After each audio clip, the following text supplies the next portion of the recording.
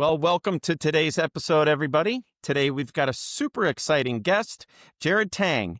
Jared Tang, he is the CEO and founder of Gaggle Social, the award-winning intelligence suite of tech hiring and productivity solutions. Under his leadership, Gaggle Social has helped organizations cut hiring timelines by over 60% and save thousands in recruitment costs, all while making the process more inclusive and skills-driven. Jared is passionate about solving real hiring pain points for both companies and candidates, and he's on a mission to make hiring faster, fairer, and smarter. When he's not building the future of work, you'll find him podcasting, connecting with global tech communities, and helping professionals showcase their skills in more authentic ways. So Jared, welcome. Thank you so much for having me, Mark. I'm really excited about today. Likewise. And for those of you just joining the podcast, we at Strativa AI help businesses scale their revenue over 12 months using AI. So if you'd like to learn how to take your business to the next level,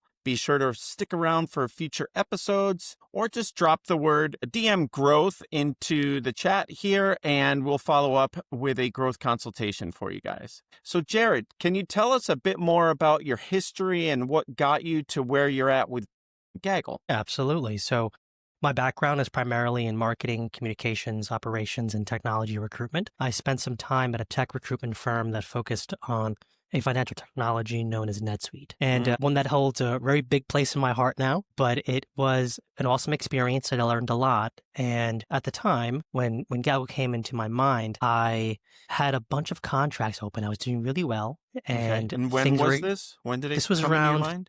around 2020. So that tells you how long it takes to build something, right? Yeah. So around 2020, which is, at the sparking and start of, COVID and whatnot, right? And kind of where the inflection point was for me, I had a bunch of contracts open. And then when they announced that we were going on quarantine, I had most of my clients reaching out to me saying, hey, listen, I don't know if we can afford to continue with this contractor. We're a little worried about where we are financially. And we're not sure when things are going to stabilize, so we're going to have to cancel this for now.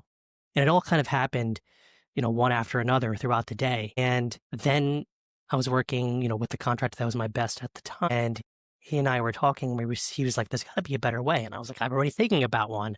And, that's kind of how it started.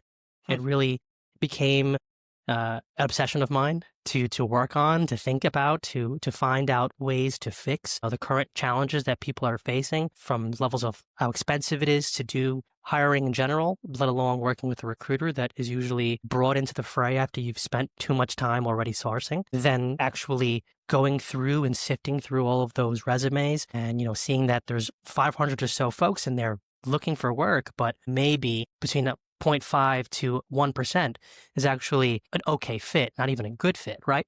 And it has a lot to do with just the way that these systems are designed. And it really dawned on me that there's got to be something that we can do to improve the solutions. And we've been working ever since on solving that. I love it. And so how big is your team now? Yeah, we're about 11 at this point. 11, and we're still growing. We're bringing on some new developers. Anybody who might want to potentially join our team, feel free to reach out. We are going to be trying to bring on applicants throughout most of the rest of the year. Okay. So you're growing, and is there a certain sector that you're growing in specifically? Yeah. So HR tech is kind of where we would say that we're a part of, but social networking is also a component because Gaggle does have that professional networking side of the business, from being able to connect with folks down to being able to chat and join communities and speak about things that you might have in common. Right. Right. And then, so it sounds like you're bringing on more engineers. What would you say is your goal for growth over the next 12 months? Yeah, I would say that we're looking to bring on some more folks in sales and marketing, in addition to the folks you want to bring on in tech. For engineering wise, we're looking at a couple of more junior hires, and then potentially bringing on a more senior AI focused hire that'll be able to kind of breathe some more life into some of the tools that we're trying to iterate on. Fantastic. And what about in regards to like size of offering and service? So like your footprint, I don't know if that equates to number of users or, Sure. Not knowing your industry exactly. Yeah. So we're focused on all tech, right? And as a matter of fact, we've actually recently made a change from being a developer and enterprise tech focused to being anyone who needs to interface with a technical product, whether that's Adobe Creative Suites all the way down to customer success tools, right? And with that being said, we've just launched our full iteration in April, and we're already seeing about 3,500 users on the network. Mostly are going to be within the enterprise tech world, as well as in the AI world now. And what our goals for the rest of the year is to continue on this path. As you can tell, that's a pretty short time to be building this organically. So we're seeing a great amount of success, and we're anticipating or projecting that will be likely around 10,000 users by end of the year, when we obviously add some additional costs and money to our advertising efforts. And so is your model like mostly user-based, i.e. candidate-based, or how much is it balanced also with being company-based? Yeah, so we do have a strong handful of companies who already have adopted our solutions, and they use them to evaluate candidates just on a standard basis, pretty much every day, looking into, who's new on the network, who now fits some of these skills that I might be hiring for in a couple of weeks. That number is about 80 companies at this point. We were actually down to about 50 2 weeks ago. We've grown up to that point till now, so that's pretty fast growth. Yeah. See some folks who were sharing some feedback about how much they like it and some things that they'd love to add to that. And that's something that we pride ourselves on, is being able to be nimble enough to resolve some of these solutions or some of these areas or concerns, and being able to build what you truly as a user base wants to actually see. Right? Mm-hmm. So with that I would say we've driven a lot of our attention and time into the hiring space early on because it's more complex. And now we're putting a lot of our effort and energy into candidates, because candidates truly are king, right? At the end of the day, they're the ones that stabilize our market to a degree, because who's to say that they don't decide tomorrow to go build their own businesses, or they don't decide to go out tomorrow and start working on, one-on-one consulting, and then it's no longer an employee-driven culture. It's really more of a services-driven culture. So we recognize the power in that shift. And we appreciate that, they're able to kind of push the narrative along as to what exactly the status of the market is today, from being able to analyze, unemployment numbers to being able to figure out who's an entrepreneur nowadays. Mm-hmm. Mm-hmm. As for the companies, obviously built a strong tandem cycle of solutions designed around them to ensure that hiring is done 63% faster, evaluation of candidates 70% faster, and that shortlists are 85% more manageable on average. And now we're kind of pushing out some new tools for the candidate side to help them, grow and share their experiences. And I'd love to share more about that with you all. Yeah, I'd love to hear about it. And so those were some super specific numbers, right? Sure. And so what is it that comes up with those numbers? What are you guys analyzing? How are you showing the proof in the pudding there, if you will? Absolutely. A lot of that is based around what recruiters themselves are currently dealing with, right? So when they're going through their evaluation process, if you really think about the process in general, they get their applicants in, and now they have to go through all of these folks. But in an hour to 2 hours, you can get up to 500 applicants, or off the bat, depending on how much you're spending, how attractive your job is. So as they're going through that, the number actually becomes a creeping anxiety to them, right? As that continues to grow. Grow, the more you feel like you have less time, because you have to now spend individualized time on each one of those areas. So say through LinkedIn, they go ahead and they get these profiles, and they have to now go and read through the resume, because that's really what LinkedIn provides. They don't provide much on that back end side if you're using their free tools to hire, right? So effectively from there, they're skimming through resumes, trying to figure that out. And they're actually spending on average anywhere between 3 seconds to about 15 seconds just going through it on the first skim, and then saying, okay, potentially a good fit. And everyone that they've now hashed from that first round of reviews then gets pushed into actual, let me spend some real time looking at them, which will then be anywhere between 2 to a 5 minute read of their resume. But with our solutions, actually provide what's the award-winning solution that we have, right? We actually just won it a couple weeks back at an Ally Jam for Witness Success, which is a great event for Salesforce. What was the award? It's called Ally of the Year. So basically what our solutions do is it actually is anti-bias talent management. So when they go ahead and they apply to your opening, based on how close of a match they are, they'll be ranked in our system, showing you the 100% matches first, down to the 70% matches, right? And all of those profiles are going to be blind profiles. So you're going to be able to see their skills matrix, which is a unique solution to us.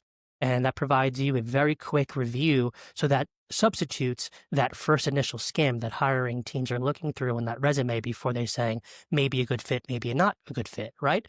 So that gives it and plainly spells it out for them, Python developer for 6 years of experience. I can automatically say that you're at least matching my minimum requirements, right? Or I could say my required technology skills. So from there, they get that really quick, easy hit. Now I know what that is, and now I can go ahead and I can justify whether or not, based on their actual experience of where they worked, and maybe how close they are to my location, is for them whether or not they want to unlock that profile between $1 and $10. So based on how close of a match they are, will depend on how much it costs to unlock them. But that also holds them accountable, right? To unlock, they're spending company money, which means they need to follow through. So they can't be biased on things like race, gender, age, sexual orientation, or any of those areas, giving you a more fair advantage overall because now they have a paper trail as to what kind of money they're spending to companies, and their hiring team's going to wonder, well, why didn't you interview this person? And they're not going to have an answer other than they didn't really fit what I thought looked like the rest of our culture internally, right? Unless there is something glaring in the resume that suggests this person may not be truthful, right? So otherwise, you're justifying that spend and you need to follow through, which in turn also results in lower levels of churn and higher placement success. And so that made me think of a couple questions. Number one, is this the matrix and the product that you built up, is it based off of anything or is it totally customized? Maybe if you could start with that first. Sure. So it's all based on what we've built into our database. Yeah. And we've been very thorough in building out all of these individual suites. We did a lot of research. We've compiled a lot of data to say, okay, listen, Salesforce has these 4 or 5 major clouds, right? And these are the technologies within them. And these are the areas that folks need to be skilled in for a lot of these tools. And it's usually written in plain language throughout the actual the job description. And a lot of people overlook that. So just to give the upfront information immediately to folks, if you don't have these in your skills matrix, then of course you're probably not going to be a strong match, right, for the role. Yeah. And that tells you now I shouldn't submit an application for this because I likely won't be considered. But on the other side of that, it tells folks who are definitely a good fit that I can have a baseline here. This gives me the understanding that I am falling within the higher percentile of where this company might be looking for talent in, right? And then it also gives in plain language directly to the hiring team by saying, they match your requirements by exactly this much because of these core areas. If it's 100, obviously it's 100, but if it's 70%, where are they missing some of these skills? What are some of the more important areas that I may not want to see fall through in? And then from there, make a determination on how they want to spend their money rather than spending it on a consistent bleed every single day like other job boards have them do through advertising the job itself. I see. And then the second question was in regards to where you said other than, people just outright lying, right? And right. So as people are getting savvy with putting in keywords and things like that they know are going to pop on these searches, what do you guys do to help prevent against that sort of stuff so that the work that's being scanned is truly checking them ahead of time for maybe any sort of abnormal, truthful behavior? Right. I know exactly what you mean. And that's something that I've heard a lot of questions around in the past is how do you, not even through our system, but how do you prevent that in general, right? Because a lot of the times, most of these these resumes are being built off of what AI tells you now that you need to have. Right. Based on my job description, please make me this resume, and it'll do pretty much this, right? Yeah. And it matches you for it 100%. The way that we prevent that is actually through our first initial profile development. When you go into our platform, you automatically are prompted. First thing to do is upload your resume, right? So you upload that resume, our system scans it and adapts your resume to our skills matrix, right? Which then from there, we've built barriers, entries within actually building and editing your skills matrix. So that way, from there, you are kind of built into cooldowns of sorts by labor, right? You're not going to, every single time a job comes to your, across your feed, is going to be a role that's going to be good for you, right? So if you now want to go ahead and update your skills matrix, you need to go ahead and go through every single step to do so. So we've made it actually just laborious enough to make it difficult for folks to feel or justify lying consistently, right? And then from there, we're actually building out solutions in place to verify these skills, right? Make sure that, they're not gaming the system either, and that they're building their skills matrices to be accurate and honest. Okay. I like it. And how do you balance automation with maintaining a human touch in the customer interaction side of things? Right. And that's really difficult. It's something that we've struggled with over time. And we've realized, especially early on, that we were being too manual and we had too much human intervention, that it was actually becoming a bit of a time sink, right? So we started to kind of try to iterate and build automated solutions in place that also supported our hiring teams. So one of the ways that we do that now is, as for example, when you're actually managing your shortlist, you're able to go ahead and say, this person is not a fit for this role. So rather than them now having to go back into their not a fit pile, write a message at everybody, right? They were actually able to mark them as not a fit, add a note in the system to say, listen, this is why they may not have been a good fit for me, because we do ask that question. And then from there, we automate outreach to that candidate that actually gives them feedback on their rejection, right? But it takes 7 days to do so, right? Okay. So we build that timer into play, giving you an opportunity to change your mind at any point throughout those 7 days before a rejection letter is sent. Unlike other systems that just do it immediately once it's done, which creates a bad opportunity for folks. Sometimes you made a mistake, you hit the wrong person, and now that person gets a rejection and then gets an invitation to interview. Exactly. Right? From there, they can also opt in to say that I'd like to offer my rejection information and feedback on a manual basis, right? So that gives them that ability to control that dialogue, right? And also control their employer branding and how the overall network perceives them. Because sometimes what they'll want to do is they'll want to say, hey, listen, you may be a good fit for 10 other jobs that we have in the future. I'd love to keep you on file. Are you open to that? And now they want that communication piece, something that oftentimes is provided in these types of systems. It's usually more of an ATS build. So we're kind of bridging that gap there. So that way you can work effectively and efficiently without completely having the system do things for you. In addition to that, we're not automatically, while we're automatically organizing folks for you in that way, right? We're not going to, mark people as good fits. We're not going to send out messaging that doesn't necessarily reflect your true feelings at any point. So that keeps the ball in your court to decide what the narrative of your company and their hiring process really is. Through that as well, we do have our posting capabilities. You do that all manually. And where we kind of bake in a little bit of support for you is that oftentimes content is actually bucketed in the wrong places, because most systems will allow you to, or will only allow you to, put hashtags to posts that are manual, right? So you can easily mistake that, spell something wrong, put the Y at the end of Python by accident, and all of a sudden no one's going to find your stuff. Right. The way that we change that is that we've actually, using the same database that we have throughout all of our system, is we've built all of those into tags as well. So you do manually add those tags. We recommend tags to you based on your content when we parse it before you post it. But in addition to that, that at least your content's going to end up in the right place each time. So it's a little bit of magic, a little bit of regular manual labor.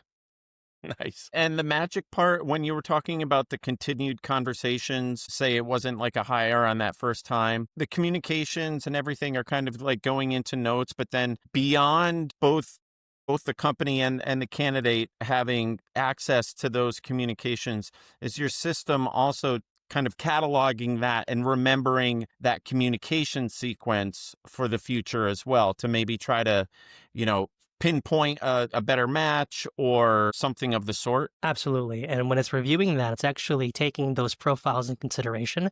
It's analyzing them. And then in our back end, it'll recommend you candidates that you're more likely potentially to consider in the future based on requirements and based on nuances that are important to you. If you pick up on some of those pieces like, fits the minimum requirements for the role, but doesn't necessarily have the soft skills that we're looking for, right? And it may have been apparent in their interview, right? So from there, once that comes into play, we know, okay, well, what were their soft skills that we want to reference, which doesn't also, by the way, add to the matching, because it's all kind of nuanced, it takes into consideration that, and it says, okay, so they are looking for somebody who is maybe adaptable and has, creative problem solving. So we're more likely then to refer candidates of similar technologies and fields of Nice. study in tandem with these soft skills that you likely would have forgotten about or not really taken into consideration until the next job. Right.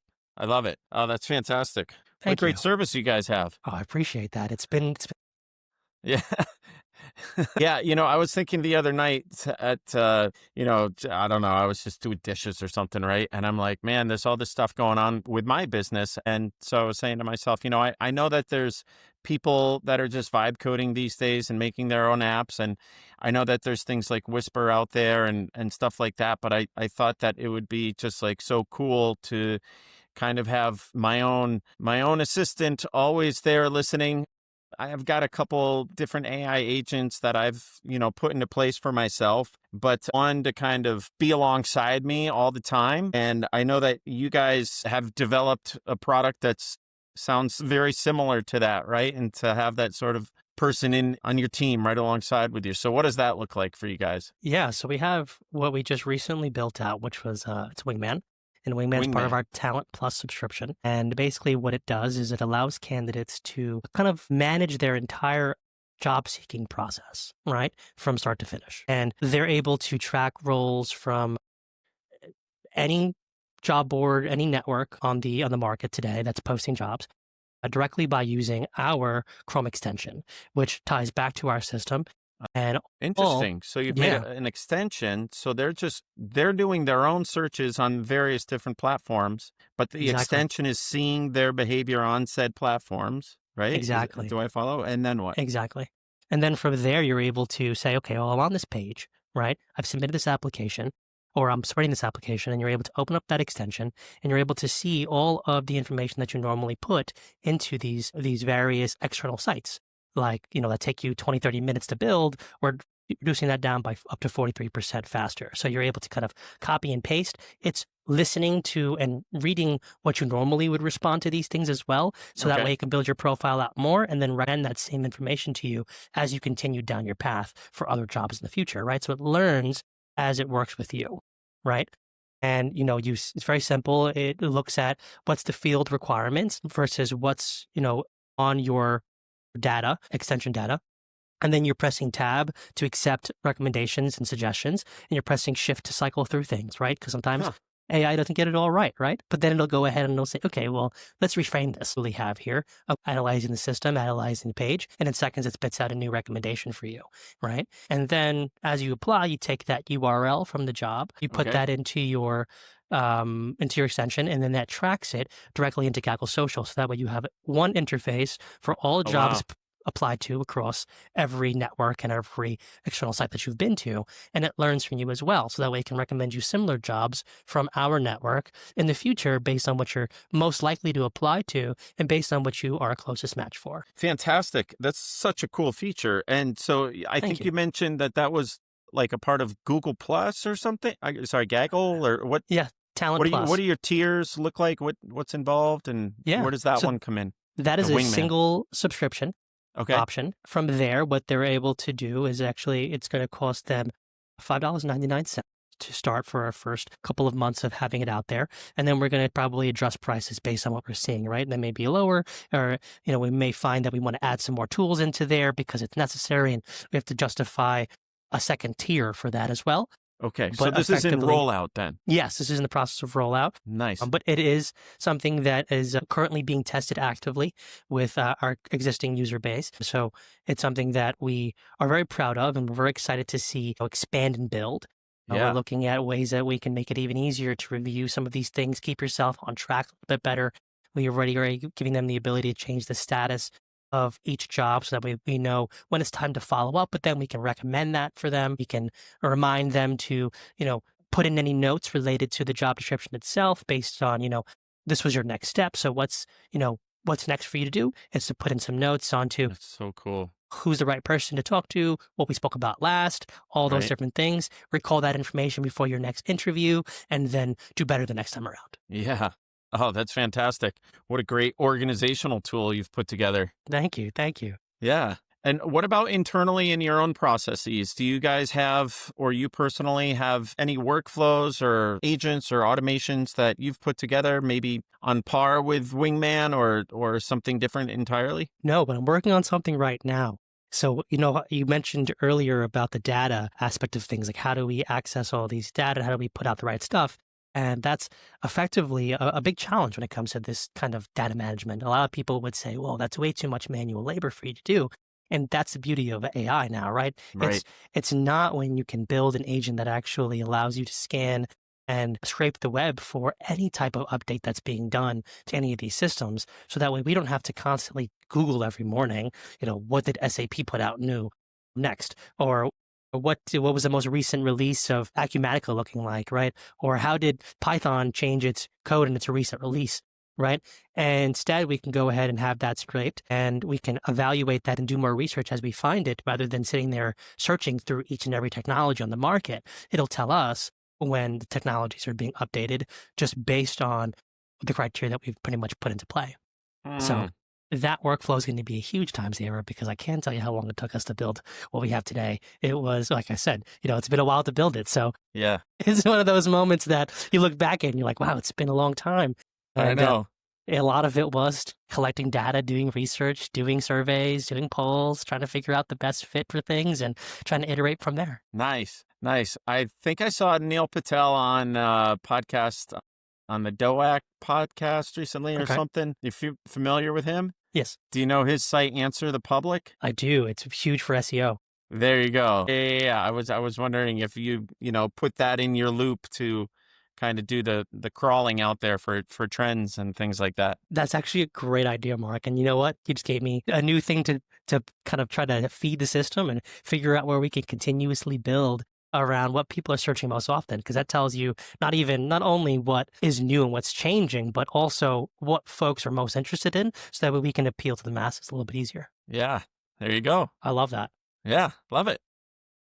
Thanks for that. That's awesome. Oh, my pleasure. That's one of the benefits of doing this podcast is just connecting with people, and learning, and then obviously, sharing all of our learnings through the conversation to the audience here. Yeah. So As a matter of fact, I actually had a conversation today with a gentleman that you introduced me to, and we're currently trying to figure out where we can potentially synergize in the future for there you go. solutions. So, I mean, it always comes back around full circle. We learn, we grow, we help each other out wherever we can. And that's really the community. That's really the main point of community. And I think Yep, that's something indeed. that has fallen by the wayside on today's usual channels. It is. It definitely is. And the thing that I like about your platform is how much you're taking AI and then you are tying in that human component so that it's helping you be like, you've had these conversations with this person, or next time you might want to consider this. Like, that's just being super smart, right? And if we had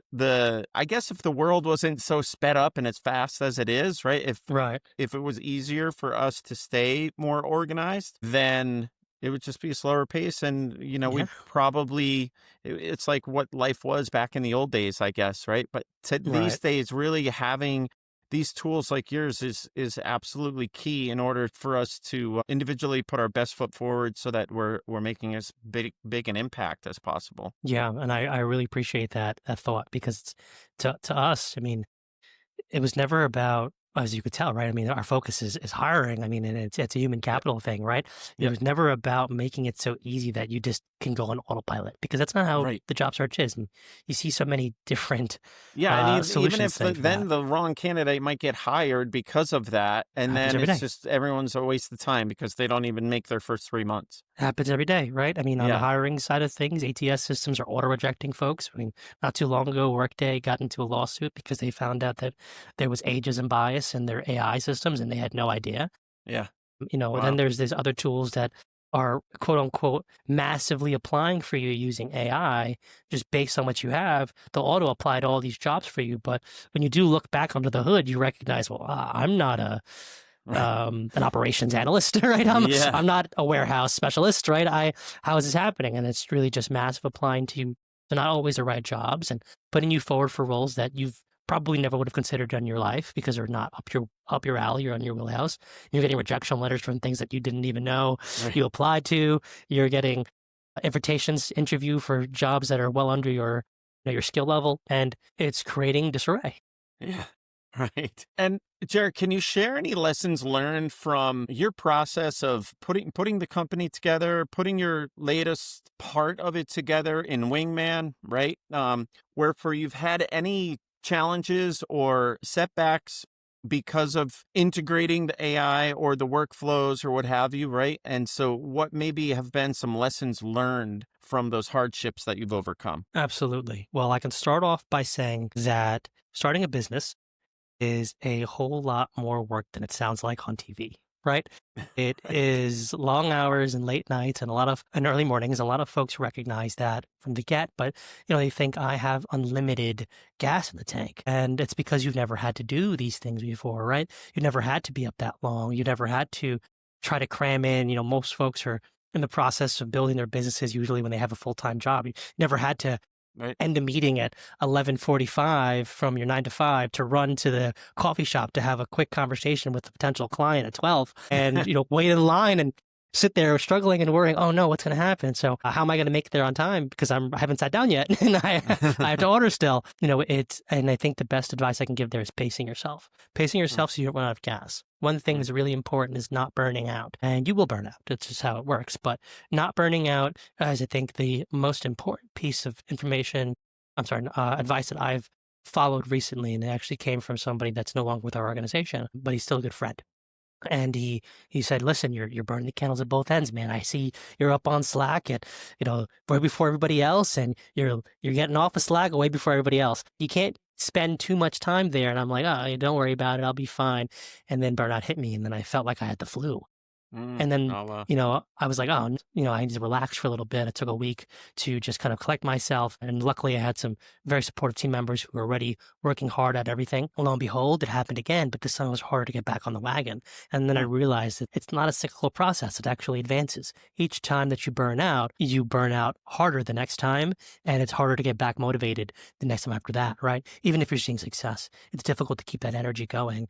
And your energy is actually what's going to help the rest of your business grow and flourish because Absolutely. your personality is infectious, right? How your company perceives you, how your team members see you every day show up is how they're going to want to act in a regular environment, right? So if you're showing up to meetings 20 minutes late, if you're cutting meetings 20 minutes early, if you're not giving enough information or direction and you just go figure it out on your own, those types of things build up and add up, and it becomes difficult to justify continuing this path with you, especially because startups are usually bootstrapped. So you're not paying them much if you're paying them at all, right? Right. So you have to keep that energy infectious, and they have to want to be here. And you are the representation of what you want the rest of the company to feel like, look like, and act like throughout all of 100%. it. Lead by example. Yep. It trickles down. That energy definitely trickles down. It motivates, it inspires. I think also, again, having that human connection, no matter what the individual is in your company, and you hear it about big companies to small, just having everyone connected to the human side of things, not knowing all the dirt on the person, right? But just Right. truly caring about them, right? And then I think that the loyalty is built up around that. Yeah. And yeah. That's a really Obviously. good point. And I had a conversation with a gentleman named David Bookbinder not too long ago, and he has a show called Finding the Numbers. Finding the Numbers. Okay. Was it Finding the Numbers, or I think it's Between the Numbers? I'll get the actual link for you, Mark. But effectively, it is really all about leadership and being a better leader and a manager for folks. And we spoke about the concept of leading with empathy. And that is something that is so important, something that I also learned by not leading with empathy once or twice in my career and recognizing how much it really impacts not only yourself, but the people around you. And it will impact everybody as a whole, right? And it's just being human. It's listening to their problems. Exactly. It's noticing, I have a deadline, right? It needs to go out. But this person's coming to me asking me to leave early because their kid is sick. I can't be, not understanding of that, right? Or they can't reach their deadlines because they had the flu for the last week, which we just kind of had, similar situations in the past, right? Where things were, had to happen and need to go out, but you can't hurt folks more than showing them as a manager that you're not in their corner. Right. Right. Ooh, yeah. It's difficult. Well said. It's difficult to do that consistently, but you got to show up for them because they're not your kids, but you need to treat them like they're part of your family. Yeah. Yeah. Well, they are. They are. Yeah. Yep. The biz fam. The biz fam. And so, on another note, what would you say are potentially some AI trends that you're seeing develop right now? And maybe if you could pontificate on the future, say like 1 or 2 years from now, where do you think AI is trending? Yeah. Well, I think one of the major trends we're seeing is more in the creative services world, right? Being able to drum up and build, really high gloss, very well designed, very creative solution. I'm sorry, artwork off of a couple simple words into a chat engine. And then it's every time they make an update, it comes out faster and faster and faster. And it comes out better and cleaner. And it was a period of time when ChatGPT had just started, and then Midjourney came out right after that. Every Yeah. hand had 6 fingers on each hand. Yeah, Every totally. elbow was on the wrong side. Yeah. And now we're got Nano Banana that just came out, and it's pushing out things that are beautiful. And So I Sora really 2, do you know Sora 2? exactly, Yeah. yes, that just came out, and it's hurting hurting AI, OpenAI a little bit from what I understand of ChatGPT's. What was it? Sam Altman made I think it was a tweet or a post. Like, you guys gonna stop using it for a little bit because they're trying to figure some things out. But as effectively they did it rather fast, and I think the trend there, and as it continues to grow and build. And I think it's a lot of aspirational situations. A lot of folks are probably in the past There's have a felt, lot of that, sure. yeah, have felt, my art skills aren't great, but I know what I want to say. I know what I want out of it. I can describe it. I would show something for that. And now it's here, so it's growing. So I think we're going to see a shift. I think we're going to see creative services actually starting to dwindle down, and businesses who provide creative services starting to try to innovate on different ways that they can provide services, whether that's prompt engineering or whether that's, a whole new set of solutions that, maybe is unbeknownst to them right now, but something they'll have to move into in order for them to stay afloat. Because at the end of the day, if we could do it ourselves, why pay so much money for it, right? And the quality of them are getting better and better to the point where sooner or later they'll be print ready as opposed to just digital renderings. And that's going to be, I think, a game changer for a lot of people, a lot of small businesses, and a lot of businesses that are providing that today as a service are going to have to change things. And that's going to be a little bit interesting to see. Other trend I think that comes to mind is the data collection and business analysis side, right? It's so Okay. crazy how I can go ahead and just tell any of these systems everything about my business and then put it into its own individualized chat like an OpenAI or ChatGPT, and then it can consistently remember and learn from that one chat over and over again. So it's giving me, a high level advice at any point in the day. It's only going to get stronger. So I think business coaches are going to probably not suffer, but they'll probably start to use some of these tools, kind of like how doctors use their systems today, right? They're the professionals, they're the ones who are Right. going to prescribe and tell you what to do and what's the best course of action. But at the end of the day, they're looking it up for you as well, right? I think that's going to come to that, right? And it may make the job even easier for the coaches, but it also may make it difficult for the coaches to get more business. So effectively, they'll have to come up with innovative solutions and ways that they can do things, maybe even building their own AIs, specifically for the purposes of individualized niche industries. Yeah, I think there's definitely a trend towards all of the, well, you said certainly the creator side and, the text to image definitely getting more built out. I think I see a trend of just the people that are going to succeed in business are those that are effectively taking some sort of AI and getting creative with it. And so Right. it doesn't necessarily need to be like going to images or whatever, right? But it could be in some degree, whatever kind of like department that they're in their company. And it's like, how do the tools enable them to get even more creative around it and whatever the Exactly. service or task is that they're doing, sort of thing. So I definitely see that. And then I think probably also the idea of having like that human oversight, making sure that like for all of the modeling that goes on with AI and we have these multiple agents, like that there's still a human in the loop that's really checking on everything to, like you talked about before, like strip Exactly. out the bias and things like that so that it's not compounded and Right. just doesn't go off the rails and maintaining the guardrails, always talking about like having the guardrails for it all. Right. And I I think think that that's those where, roles will be important so that, a few years ago, there wasn't a CAIO, right? And right. then I foresee it becoming like a department where it's like each member in the department, depending on how big the company is, has a role of going out into other parts of the company to maintain that oversight and compliance and also maximization. Like, are you using AI to the best of your abilities for Exactly. your task within the company? Right, right. Because it's Yeah. not, you're not born knowing how to do these things, and no one teaches them No. to you, right? So, and they're so new that it's really easy to mess them up. And in total, I think going back to the coaching idea and what you mentioned, I think I wanted to harp on that for a little bit as well, is that it's true. The human element is going to be extremely important even after it grows, right? And as it grows, it's going to get even more important because now we're going to need to make sure that we're doing things not just fast and well, but we're doing them right, and Right. that they're hitting a standard, and Yeah. that we love to use these tools and say that they're law, but at the end of the day, it's still good to use Google to make sure that what AI told you is right. That's something that I think that a true person and human is going to be able to also provide, right? They're becoming your book of knowledge, right? Hmm. Because they're learning and growing, and folks are taking course loads already created by AI at this point, based Yeah. on topics that they'd normally have to research for years to do. And Years if and years. Yeah. exactly, so if they're your expert, then that's who you hire. You bring them in, and they're your point of truth. They're your North Star. Yeah. I love it. And so as we start to land the plane here, as they say, for the people that are at all hesitant in jumping into, we'll just say the ocean of AI, what would be any recommendations that you have to them? I'd say that it's scary to start, but it is an ocean of possibilities, and it becomes addicting to learn and grow once again, right? I remember how excited I used to get when I was a kid and I was going to school earlier on, right? I was like, I'm going to learn some things today. I'm a good student. I want to be a good student. I want to be a splendid learner. And Right. then eventually high school hits and you're no longer a splendid learner. You're into sports, you're into, the opposite gender or the same gender, whatever that looks like for you.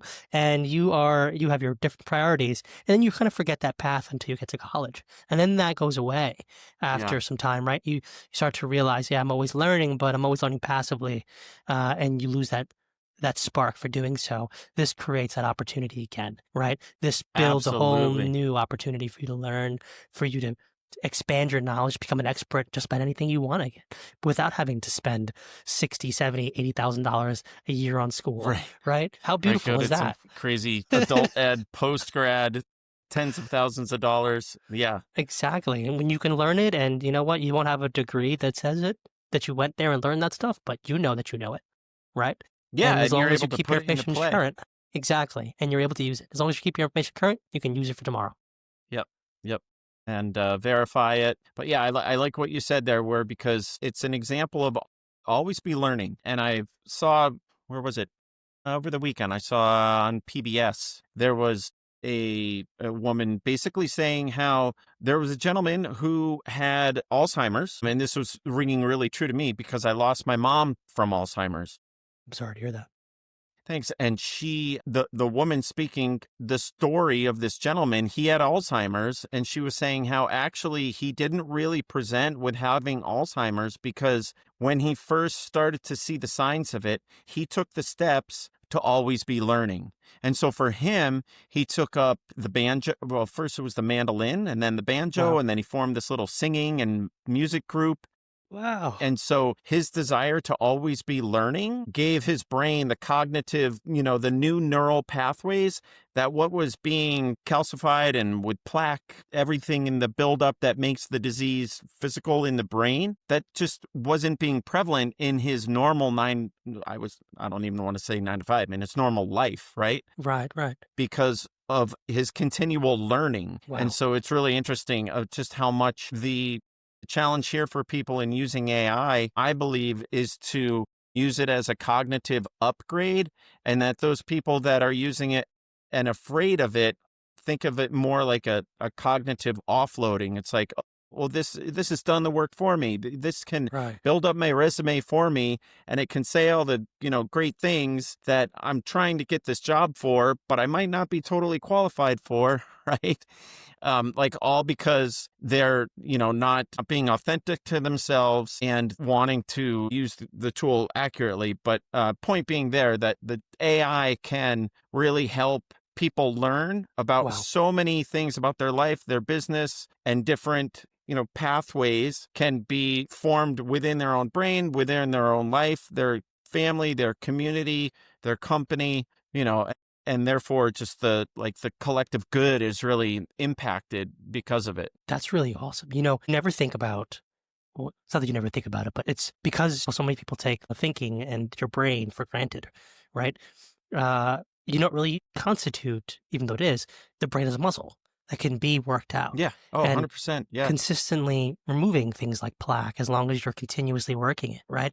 Making sure that you're staying as sharp as possible. And I've noticed a strong increase in my own memory since using AI myself and Oh, trying that's to recall great to hear. information. Yeah. So like I will try to learn something new, and I also will play I'll watch The Weakest Link or something like that with my family, and Yeah. we'll all play and we'll look at the answers wrong, but sometimes you get them right and we remember them. And I remembered things a whole lot more than I used to just by increasing the amount that I'm reading and learning out of things I actually am interested in, not just Yeah. what's today's news, right? But learning things that I care about, like the different kinds of styles for writing, right? For example, I always wanted to be an author, but hasn't gotten to that point yet.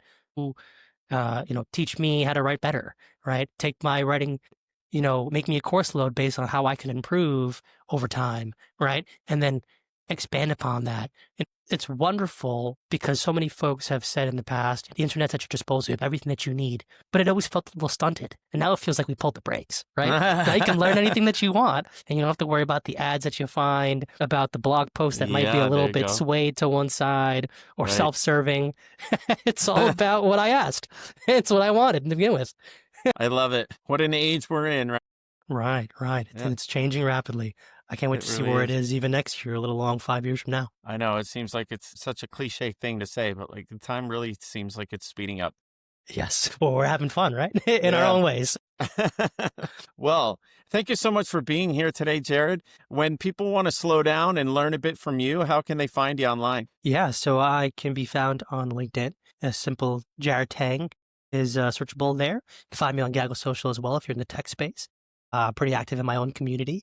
I try my best at least. And, on top of that, I do frequent certain other social solutions like Reddit or a Blue Sky. So I'm getting a little bit more active in both of those communities as of actually last week.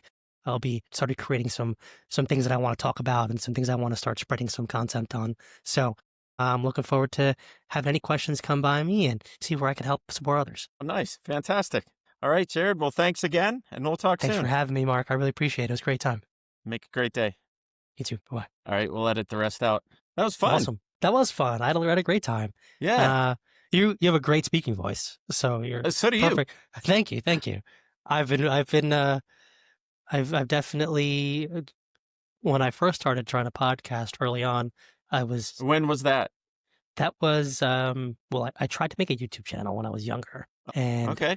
I did not do well. I was actually making like video game content and whatnot, but I used to have a really bad habit of speaking fast, and I would eat up my syllables and my words sometimes slur just because my brain was moving faster than my mouth could move. Right. And sometimes I catch myself doing that still, but it was a long journey.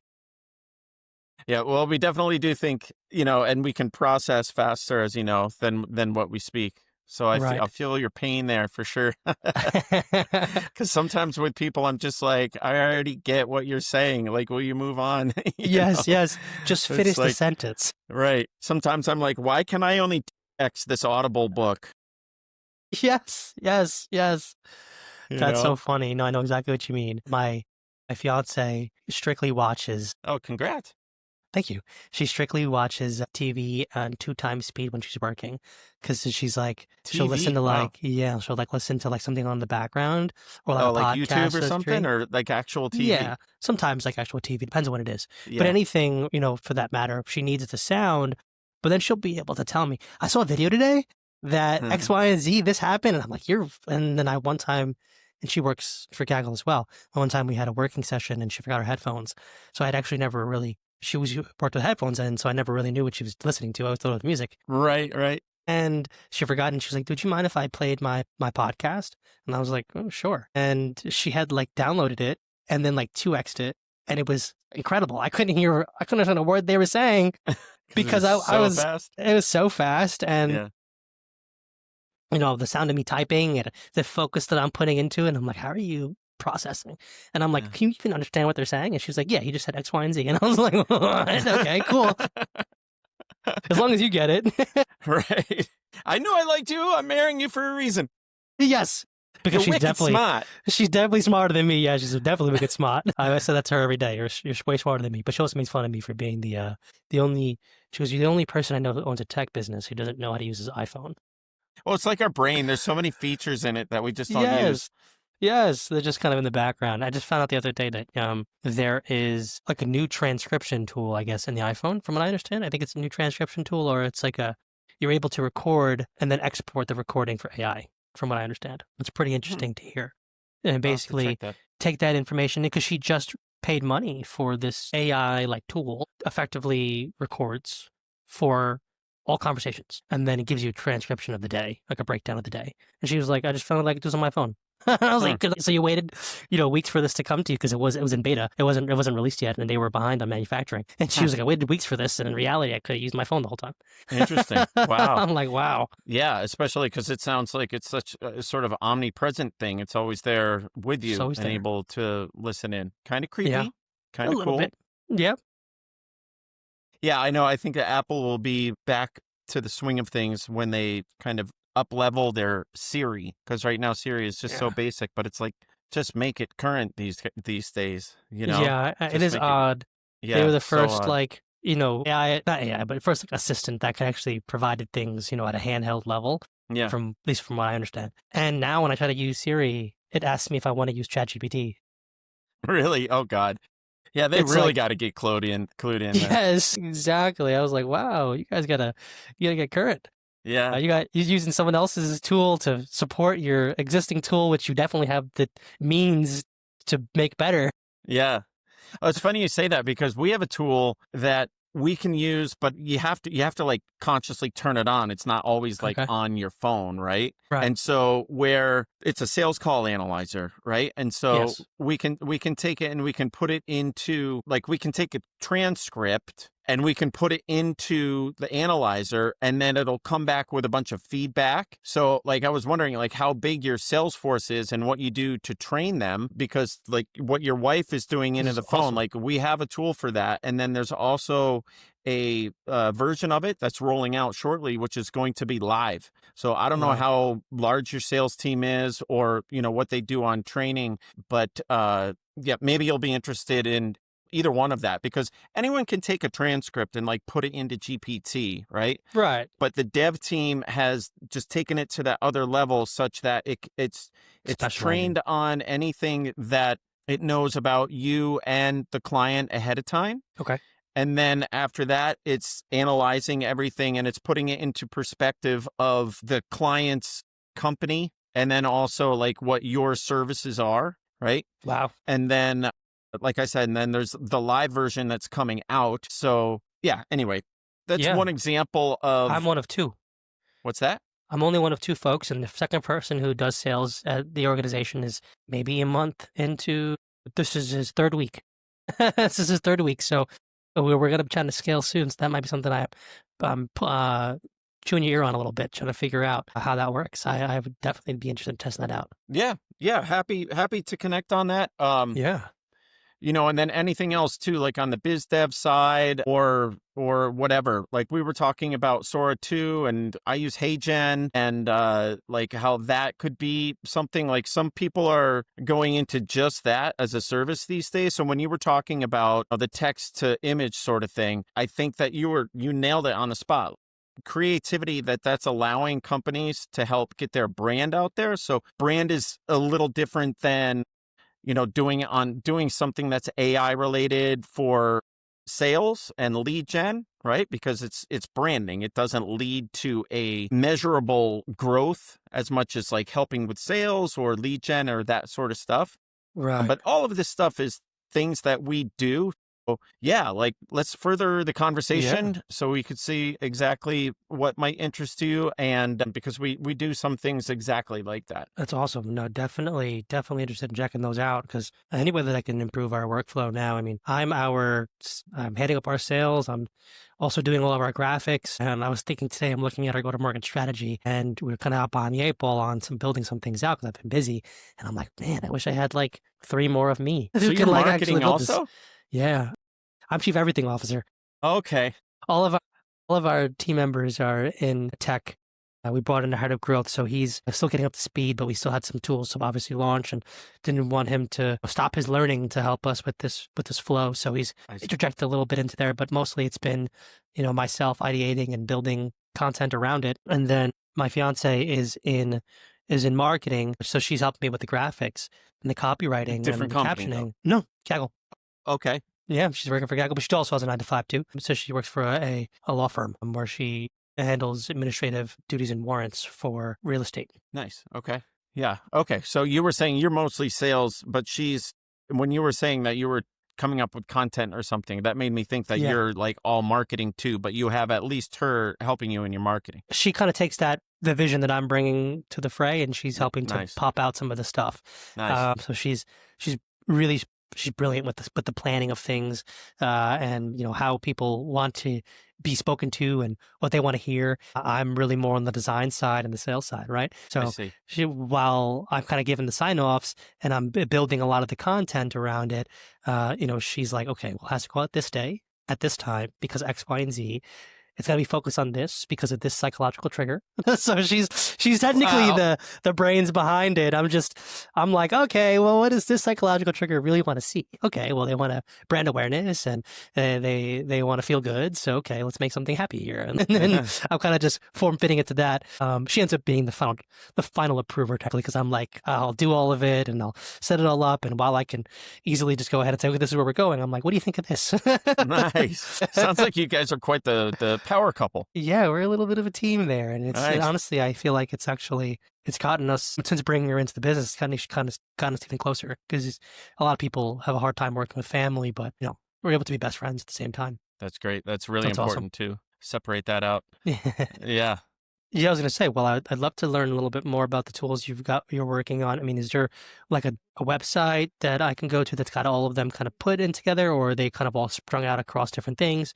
So would love to know. Yeah. No, we don't really have like a demo site. If you'd like, we could put like whenever it's convenient for you, we'll put something on the book so that I could explain to you more and answer your questions. So, because we don't really have like a demo site, right? Sure. For these tools, it's more about the services. I'd be happy to show you, what we have for like how I use the sales call analyzer myself, so you can see what's in it. That'd be perfect. And I could just do like a screen share real quick at that time. Yeah. And, answer any questions. All right, awesome. My friend. Thank you so much. It was an awesome time. Yeah, it was great. We got to talk about getting you on the podcast as well, all right? Yes, 100%. We'll chat about that on Monday. Okay, perfect. Awesome. Thanks, Mark. Okay. Talk to you soon. Take care.